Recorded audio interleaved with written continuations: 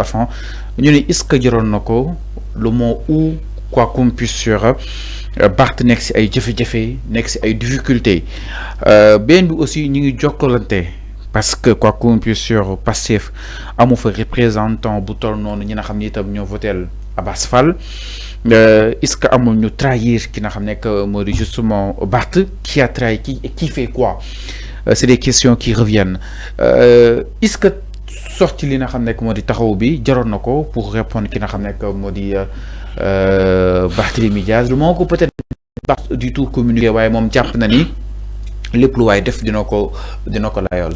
Oui, sorti taxaw Sénégal jar na ko wala jaru ko. Je crois que il faut la responsabilité est partagée, Fallou. Parce que c'est Barthélémy Diaz qui a attaqué en premier. Ça aussi, il faut que nous reconnaître quoi. C'est Barthélémy Diaz moom moo leen jàpp ni moom moo leen jàppee ni que ñoom ay kii lañu. mais waa ay traître ma ñëw ba non may ma ci question bi après dinaa ñëw ci loolu. xam nga si Barthélémy Diaz attaque en premier mu jàppee waa taxaw Sénégal comme des traîtres il les a traités comme ça. non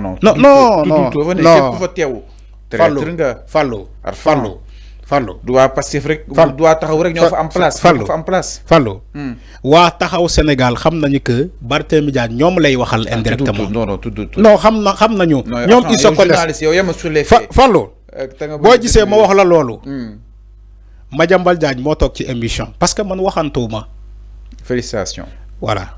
Khalifa ba pare yemul ci loolu dafa dem faram-fàccee Madiambal Diagne lan la wax version Madiambal Diagne lan la bu fekkee déglu nga ko.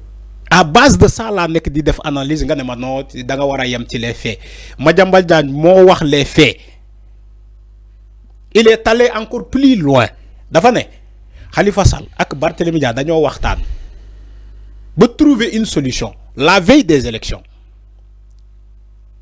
de la mairie de Dakar les élections de la mairie de Dakar tout récemment nee na Khalifa Sall ak Barthélémy Diaz dañoo waxtaan ba trouver solution xam nga lan mooy solution bi le boycott des élections ni que bu ñu dem élection dañuy boycotter. Khalifa Sall. ma ñëw bu yow may ma rek. ok Khalifa Sall ak Barthélémy Diaz dañoo waxtaan ba ñu jàpp solution ni que dañuy boycotter dañuy dem élection. Madiambal Diagne mooy wax de nee na après Khalifa Sall envoyé Barthélémy Diaz message wala woo ko téléphone ne ko Barthélémy Diaz écoute mu ne ko Barthélémy écoute finalement on a décidé d'aller à ces élections.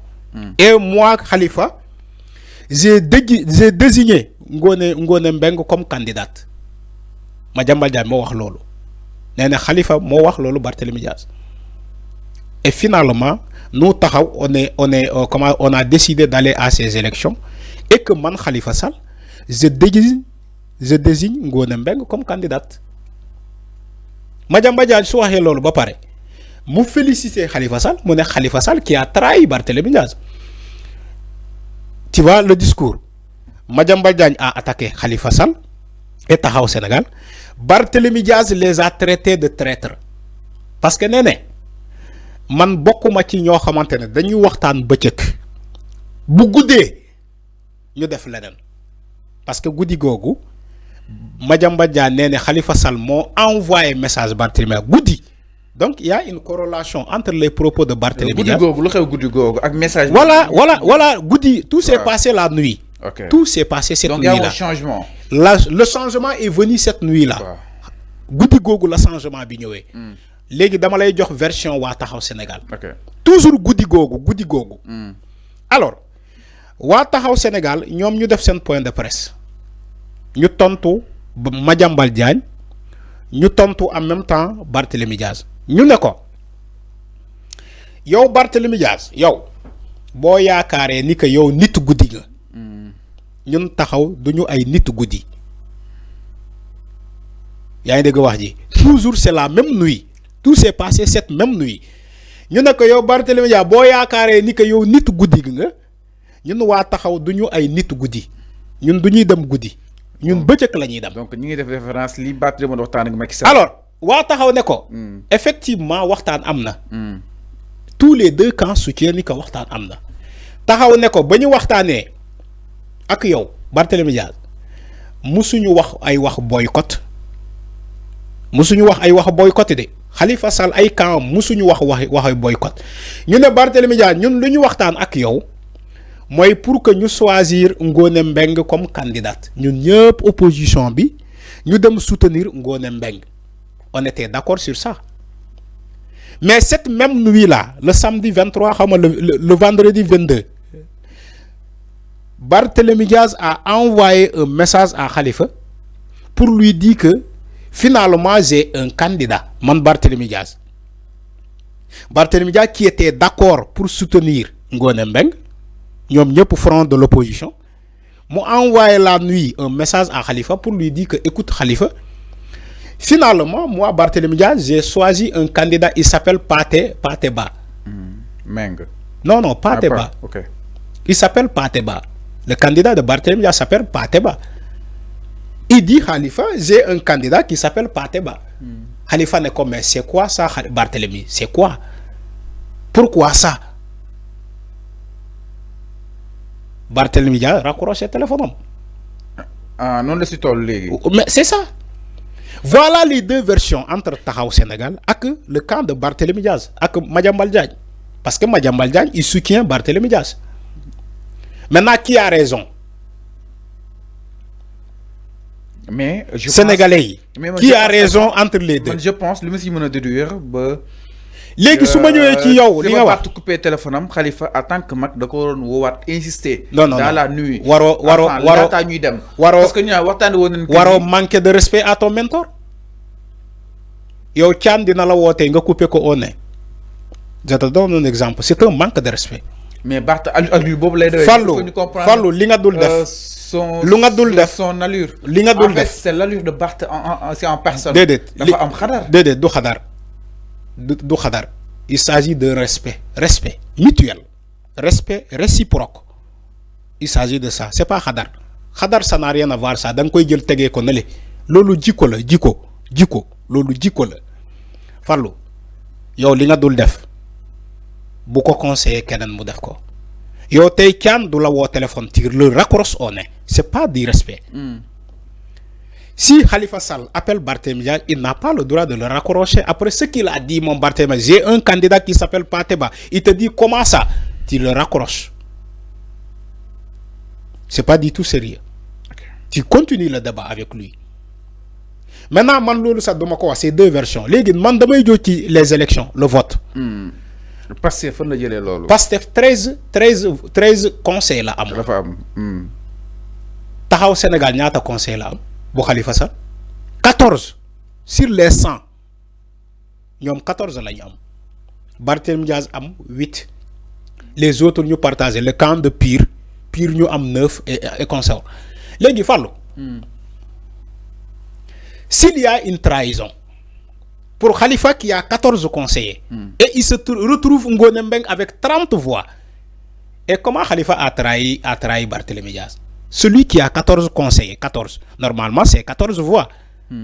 Normalement, c'est 14 voix. Khalifa. Mais Khalifa qui a 14 conseillers et qui a normalement 14 voix, il se retrouve avec 30 voix au final. Les trahison bi nan la démé. J'aimerais que quelqu'un m'explique trahison bi nan la démé. Que ni wa taxaw do dem voter Abass Fall. Donc wa taxaw voter Abass Fall. Mais wa taxaw buñu voter Abass Fall, dañu am 30 voix. Mais en fait dañu waxone que ni wa taxaw dañu waron boycotter ces élections. Dédé Fallo. Khalifa n'a jamais boycotté. Il n'a jamais utilisé la culture du boycott. Donc il est dans sa logique. Khalifa musul boycotter dara. Ding ko méré. Mais mom il est dans sa logique. Khalifa musul gëm la politique de la chaise vide. Il le fait jamais. Khalifa, même Macky Sall, bon côté de 5 ans, je vais expliquer toute l'histoire de Khalifa Sall. Alors, termine par là. Voilà. Khalifa, Macky Sall, bon côté de 5 ans. Khalifa gagne kasso. Macky Sall gracier ko. Khalifa gagne kasso. Gis nga Khalifa bu mu génné kasso. Ñu teg ci ay fan. Sa maman est décédée. Yaayam gaañu yaa ngi dégg Khalifa bu mu génnee kaso ñu teg ci ay fan yaayam décédé tous les gens disaient à Khalifa Sall Macky Sall bu ñëwee sa kër pour jaale la bu ko recevoir dàq ko ci xaj regardez les gens comment ils disaient à Khalifa Sall parce que dañoo yaakaar ni que Macky Sall dafa toroxal Khalifa ba même yaay Khalifa dafa doon ñaan njëkk Macky Sall pour mu libérer doomam bay jooy devant tout le monde Macky Sall bañ lànk nee ne du libérer Khalifa mais pourtant quand la maman de Khalifa Sall est décédée Macky Sall est venu chez lui. Okay. Pour jaale ko mère boobu bu ko doon ñaan pour mu libérer doomam mu bañ les gens ont dit à Khalifa Macky bu ñëwee sa kër pour jaale la bu ko recevoir ngir yàlla waa taxaw Sénégal dañu doon saraxu Khalifa Sall ne ko ngir yàlla bu ko recevoir ñu ne ko mën nga recevoir tout le monde sauf Macky Sall ngir yàlla bu ko recevoir dama ne ay nit dañ doon saraxu Macky kii Khalifa saraxu laa la wax ne ko ngir yàlla bu recevoir Macky Sall. même si dialogue bi da nga ko doon saraxu que ne bul dem. exactement. mais pourtant quand Macky Sall ba mu ñëwee pour jaale Khalifa Sall daf ko recevoir ci salon. xaaf nag daa bëgg Macky nag. voilà.